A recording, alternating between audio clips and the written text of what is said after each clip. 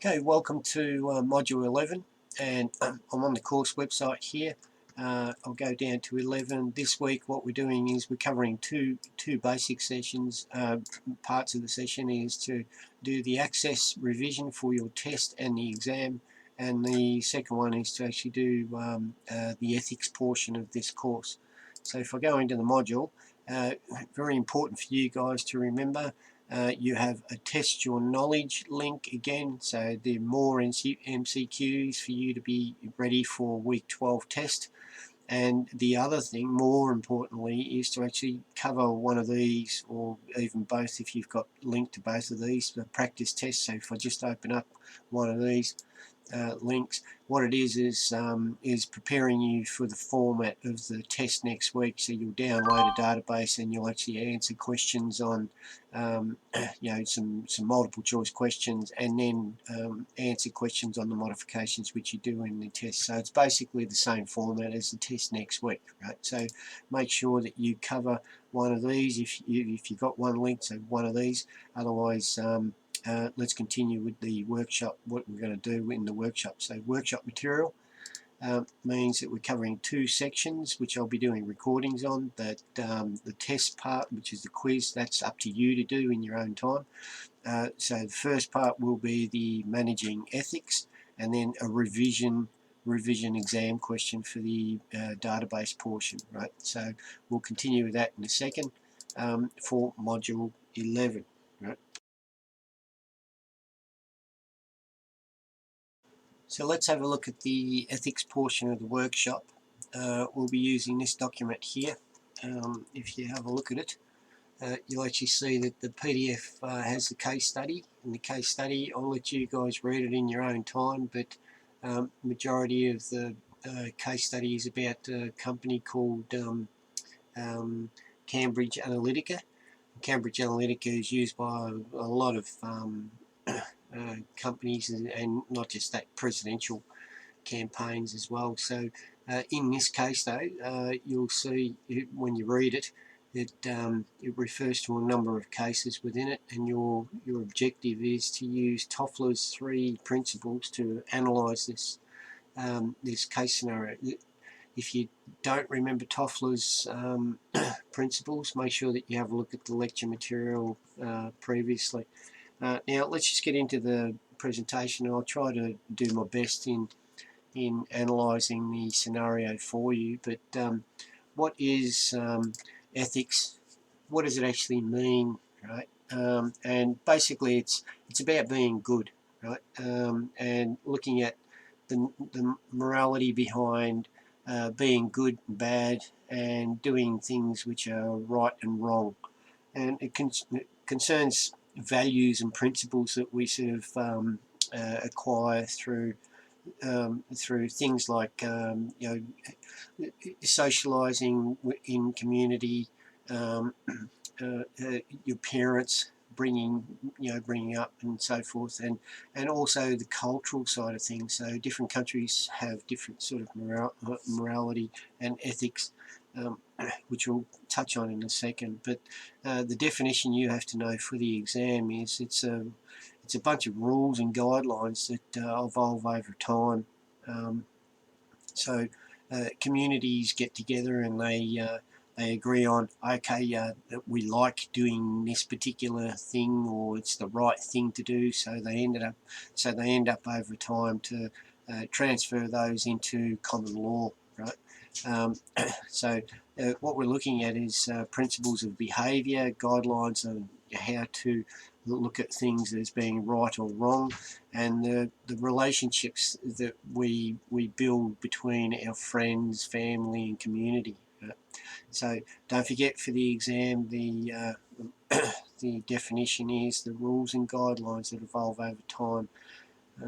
Okay. Now, ethics within business. When you first start off working for a company, you'll probably get lumped with a big manual, or these days probably just an online link to the company policies, right? But if you're actually living in a country, you'll actually see that cultures have their own ethics built up over time. So cultures, countries, same deal as if I replace the name of country by an organisation. You can actually consider organisations as little countries within a country, sort of thing. So when you first start working for a business, you have to adopt their guidelines and their codes of conduct, and though they will actually have their own set governed by a standard set. Like if we talk about the computer science or organisations, they will have their own sets of code of conduct, and companies will actually build on that and add to it. Right? But in ethics is been around for thousands of years basically, and if we look at all the different frameworks which exist, we can go way back to like Plato, Aristotle, Socrates, Kant, Bentham, Rowell, Saint Augustine, Epicurus. I could just reel off so many different philosophers that were all engaged in ethics of mankind, so to speak. Now, because it's such a complex area, and a lot of the ethics actually not contradict, but they actually fight against each other in principle. This lady called Barbara Toffler came along and made our lives really, really easy by trying to put all these ethics, all these frameworks, all the principles of virtues and so forth into three fundamental principles. And you have to remember these for the exam. And basically, actually, in everyday life as well, you should be following the three principles, which are: be honest, keep your promises, and do no harm. So there are really three principles that she sort of encapsulated all the ethics that she researched into the three buckets. Right. So let's have a look at a case study. And if you haven't read it, what I've done is I've pulled out a few of the issues within the case study, and those encapsulate. In 2018, Facebook was supposedly caught in a major data breach, right? And what happened was this company, Cambridge Analytica, pulled out a lot of personal data from, and they say 87 million Facebook users, but who knows the exact count, right? Only Facebook and Cambridge Analytica will really know. But that information was supposedly used to allegedly influence the US presidential candidacy for Donald Trump in 2016. Right? And additionally, this is actually an older case scenario, so things have changed. But supposedly the same data was also used for influencing the Brexit, in the UK. Brexit votes for leaving the the EU, right? And on top of that, when Facebook got to know about it, they not basically know, they were notified about it. They seemed to take a long time. In the article, it says they waited for months to send orders out to Cambridge Analytica to delete all the data. And as we know in business, right, you never delete data. You say you do, you mark it, so it's not visible, but you never really delete data unless you haven't got the capacity to save it all. And the last bit was, did Facebook actually follow up on the illegal acquiring of the data? Did they actually follow up to see whether the data has been deleted? Right, so they're the sort of 5 points that I'll be touching on in this presentation. Right, so you should actually look at the case study for yourself, and all I'm doing is giving you an example of the way you would analyse it. Right, so let's take the Facebook first, the first argument, and Facebook was supposedly caught. Right. Now, you should actually think, when you're looking at these issues, in the three principles, right? So you should be looking at, be honest, keep your promises, and do no harm. So be honest, right? questions that you should ask yourself. Is being caught being dishonest when a third party is involved? So in other words, if you hire a company, are you actually responsible for that company's actions? Or did you actually instigate that company to do what they're doing? Did you actually order them to do it, right? And so forth, right? In this scenario, Cambridge Analytica, are you responsible for, or were they responsible for Cambridge Analytica doing what they're doing, right? Uh, uh, the other point being is, did Facebook actually know about it, right? So did they actually order them, or didn't order them, or did, you know, all these questions sort of should be popping up in your head about honesty, right? Keeping your promises. Is Facebook responsible for keeping your personal data safe? So when you actually use Facebook, you notice you go through a lot of privacy settings, and the very tricky thing about it is Facebook will actually update their policies, and sometimes they'll update their policies and you won't even know about it, but default settings are open to everyone. So is Facebook actually keeping their promise by saying, yes, we're going to keep your data safe, but you don't really know about it, or because you haven't actually said, oh, don't disclose this, right? How much of a responsibility does Facebook have to keep its policies alive, right? The other issue is do no harm, right? Should do no harm doesn't really mean going around sort of smashing people over the head with monitors or chairs, right? Do no harm could be monetary harm.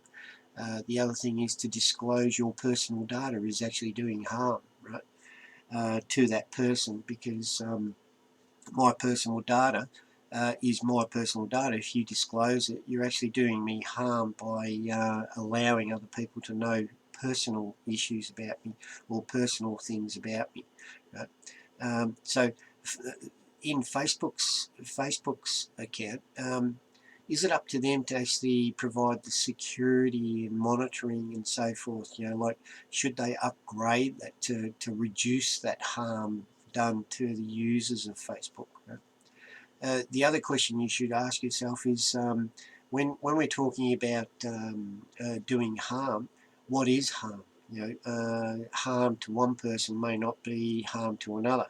So who actually sets these rules, and how do we actually judge to monitor what harm really, what it really means, right? Did the users advertently give permission to use their data? And this is another issue, because you actually find a lot of people that are installing applications, even on Androids and so forth. It'll pop up. The application will usually, on an install, pop up a message saying, we want to access your contacts, your GPS coordinates and so forth, right? And a lot of people just want the app, and they'll just go, yes, yes, yes, yes, yes, accept everything. And then afterwards say, oh, you did me harm, right? So in this case too, the application which we created, and the it was supposedly a person called Logan. He developed this application for collecting people's information, but you had to actually give permission to install it, right? So Logan said, you know, I want you to use this app, and people were downloading or they were allowing the application to collect data, right? So there's another question of, is it really doing harm when you've accepted the permissions from the application to say, yes, take my data, right? So you can see here that, once again, you have to keep your eye open on, be honest, keep your promises, do no harm, right? So let's have a look at the next case.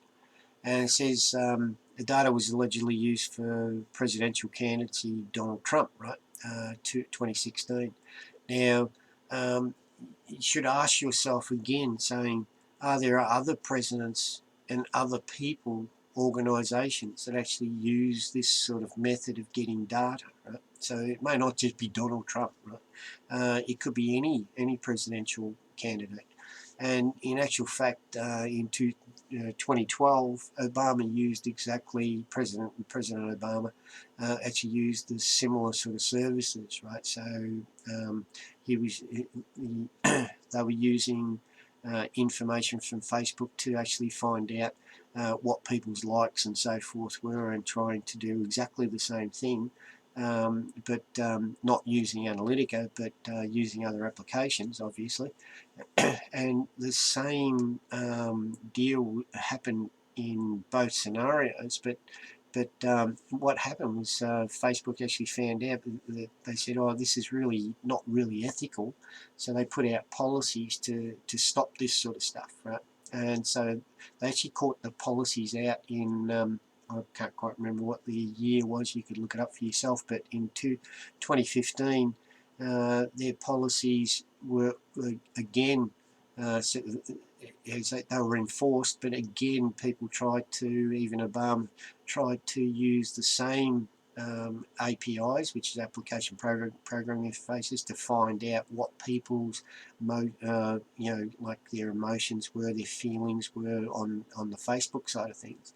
But Facebook was supposed to stop that, right? So was Facebook in breach of keeping their promise with their policies when Obama was doing it again, right? So the ethical questions there again. So it's not only Trump, but other candidates use the same sort of tactics, obviously, because Facebook's so broad across the world. It's a good bucket of information of what people's likes are, what their dislikes are, and so forth. So people want to use that data, right? And you'd be crazy if you didn't, right? Do no harm in this instance. You think, well, even if Trump did get elected, if it was true, if he got elected, what sort of harm actually resulted from it? So you'd have to think, yes, he used this data, or they used, his organisation used it, but what sort of harm actually eventuated from it? So you would have to consider that as an exam answer. The other thing is do no harm is, did Facebook actually change anything to try to reduce the harm? And when you look at it, yes, they did. They tried to introduce new policies to say people are not allowed to use this sort of API or this sort of data without strict, permission from the user and so forth, right? Okay. Now, data was also misused for Brexit. Now, obviously, you probably already know that Brexit had the second vote, and so what actually happened was, in the first instance, the writer assumed that the data actually influenced Brexit. So, being honest, you could actually say, did the writer actually know what the outcome of this data really actually had as an influence to the vote, right? So honesty, well, it's in question. Did they actually know, right? And did they actually say anything saying, oh yes, it influenced, when it actually probably didn't, right? So we're not sure. So who really knows? So honesty is a bit of an issue, an ethical issue here, with the comments from the article writer, right?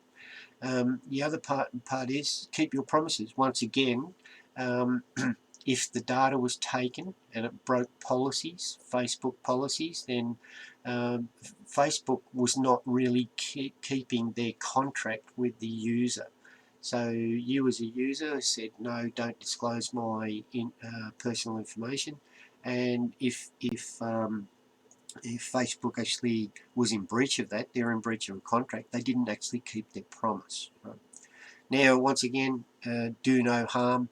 What sort of harm actually results from such use of data? So if Brexit was influenced in some way, what was the what was the result of that influence? So did it actually harm anyone? Does it harm the country? Does it harm EU and so forth, right? Okay, next one is, when Facebook got to know about it, they actually took a long time to actually get in touch with Cambridge Analytica to delete the data. Right? Now, in the be honest category, you could question saying, does taking a long time actually mean it's being dishonest? The other question is what is a long time? So you could even question saying, is 3 months, 2 months, 1 week, 1 day? What does long time actually mean? Right? So honesty means to be honest. How does someone check that all the data has been removed as well? Right? So you could say, yes, I've removed it, but maybe they haven't. Maybe they've done like most institutes do. They just mark data as being deleted, but it's just not visible. Right? Again, keep your promise. Very short. Did Facebook actually act upon their policies? Did they actually follow up and find that yes, the data should have been deleted, and how do you check whether it's been deleted? Do no harm means again, your personal data has been extracted. So even if they're saying please delete it, the harm has already been done by extracting that data. Okay, right. Facebook did not follow up on the checks, and this is another one. Who is responsible to actually find out, and how do they find out if the data has been deleted, right? And if someone says they're going to do something, are you responsible for doing it, right? So it's another question there. Keeping your promise, again, it's a policy issue with Facebook. And do no harm, obviously the data is out there, right? So hopefully from this short presentation you've understood when you're given a scenario, especially in the exam, keep the three principles in mind, right? So the three principles, once again, be honest, keep your promises, do no harm, right? And here's the wrap up for you, is that an issue can fit in either one of those categories. So it can be just a be honest, or just keep promise, or just do no harm. But obviously, like you saw here that I've explained in the presentation, some of them can cross boundaries as well. Right? All right. Uh, all the best for your exam with that question, and make sure you watch this video a couple of times just to understand ethics in business. Okay, let's start with the exam revision for Access. And what I'm going to do is I'll open up this file here, the questions for or the sample question. Please don't go to the answers directly, right? You're basically just cheating yourself. If you go in through the questions, follow my video, then you shouldn't have any issues after that in terms of how to answer an exam question for Access, right? So here is the question, the Word document which they provide for you on the website.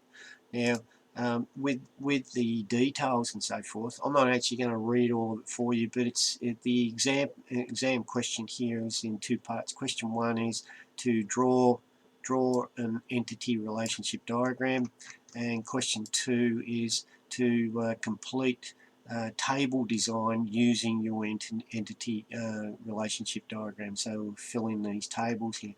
So I'm actually not going to use this Word document. I'm going to go through a presentation format for you. So I've actually copied the relevant information here, which is this part here. So I'm just going to switch over to my presentation now. In the presentation itself, you can see what I'm going to do is I'm actually going to attempt to create an entity relationship diagram by the information given to us, right? So they're saying the Port Melbourne wholesale fish market will need to keep a database of orders for seafood that they receive from retailers, right? Now, an entity relationship diagram implies that we're looking for entities. In other words, usually what you'll find that they are the nouns within the text, right?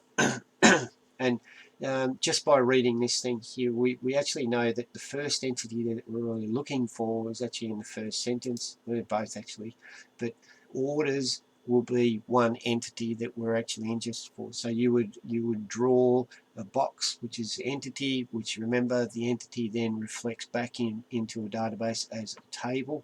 So orders becomes an entity. But one thing that you should realize, you should have noticed, orders, right, plural, singular. So entities describe a particular entity, not a bunch of entities, right? So entities are always in singular form. So order is one of our entities, and obviously by reading this information we know that retailers is the other, right?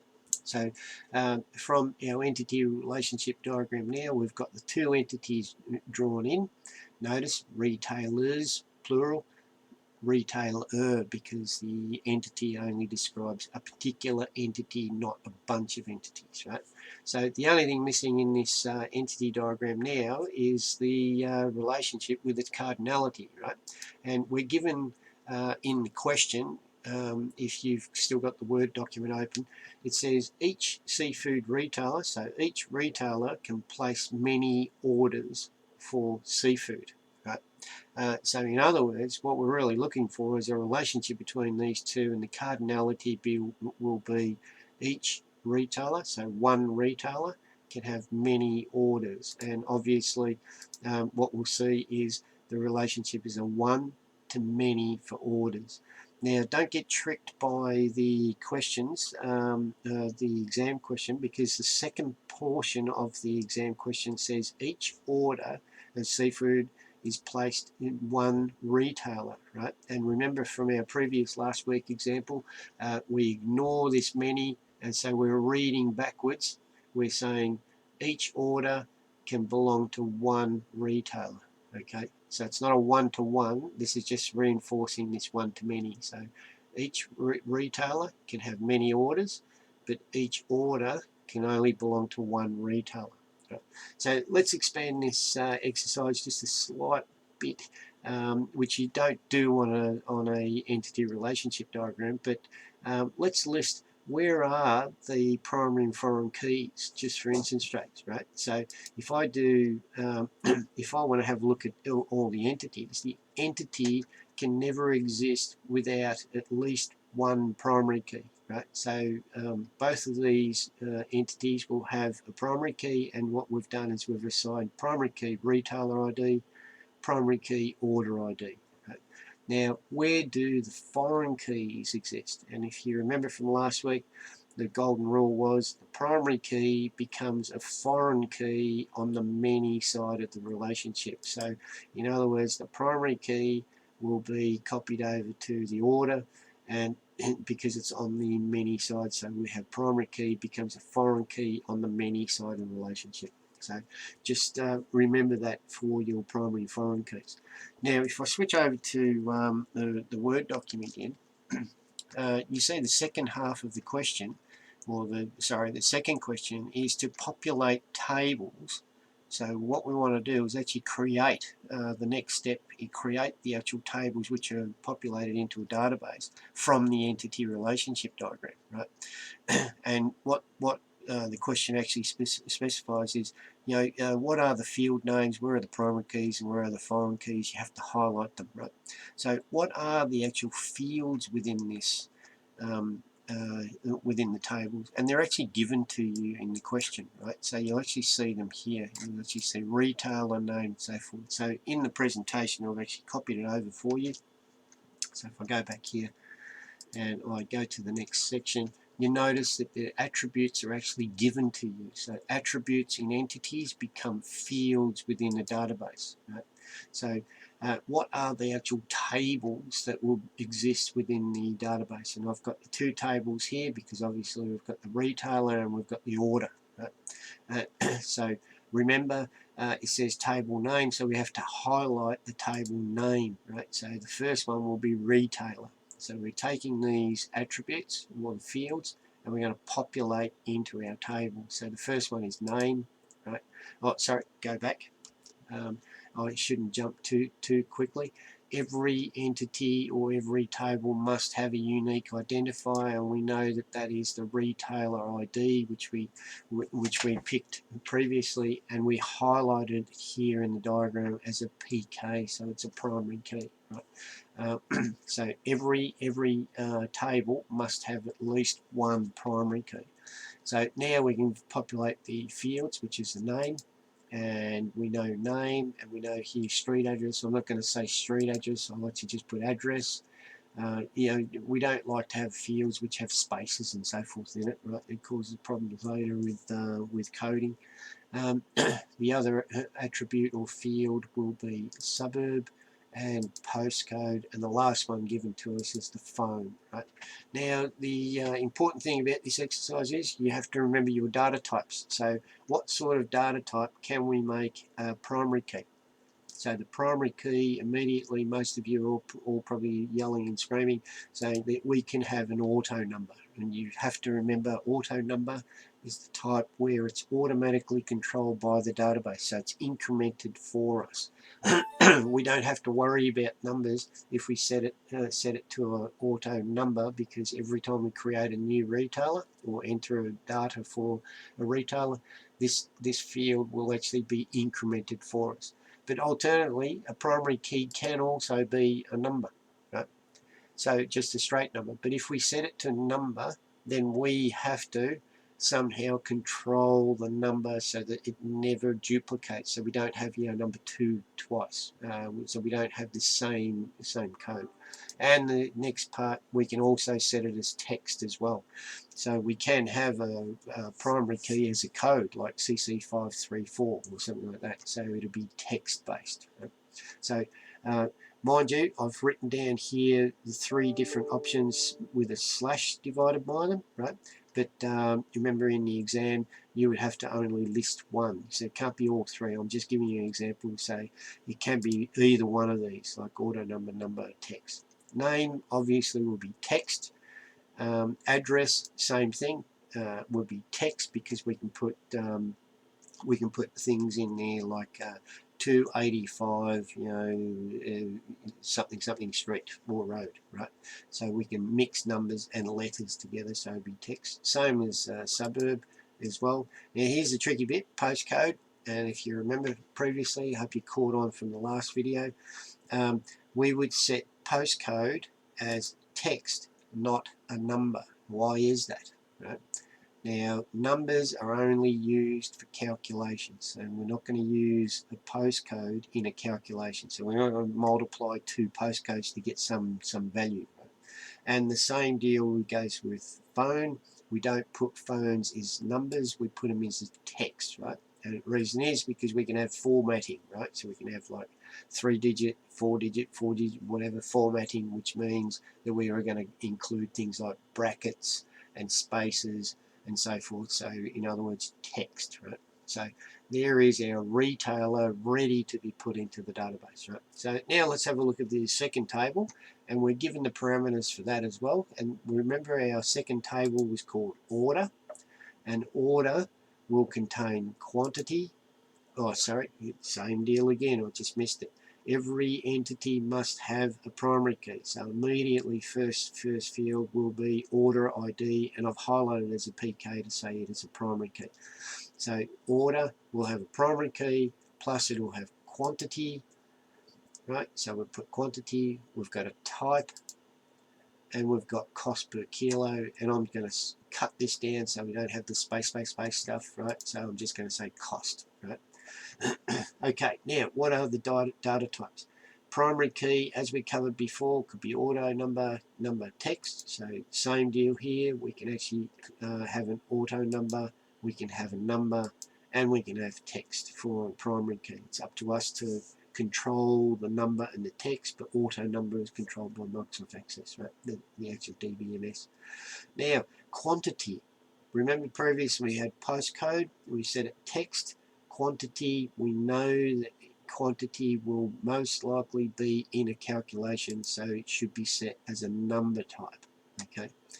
Now, type which means the description of this order. So it could be like, you know, fresh fish or trout or whatever. So in other words, text.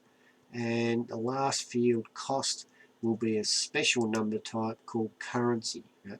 You could also set here number, but currency just adds that little bit of extra information where it'll convert our number and put in the dollar signs or whatever you've got, like euros or so forth. Right?